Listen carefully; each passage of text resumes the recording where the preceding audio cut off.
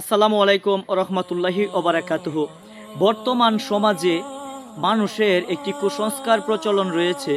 সেটি হচ্ছে, বলা হয় তাকে কি, যে একজন মানুষ মারা গেলে মানে মৃত ব্যক্তির হাতের আঙ্গুলের নখ বা মাথার চুল কেটে না দিলে, এগুলি চুল বা নখ কেটে না দিলে, বিশেষ করে চুল উল্লেখিত, চুল বা নখ কেটে না দিলে নাকি কি হয় না, সে জন্ম গঠন করে, মানে আবার সে জন্মগ্রহণ করে বা আবার সে এই পৃথিবীতে আবার আসে। এটা একটা হিন্দুদের কুসংস্কার।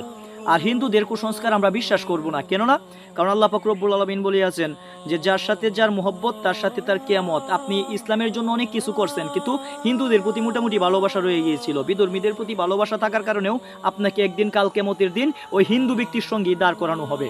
তাই ভাই, তাদের কথা আমরা বিশ্বাস করবো না, এটা হিন্দুদের একটা কুসংস্কার।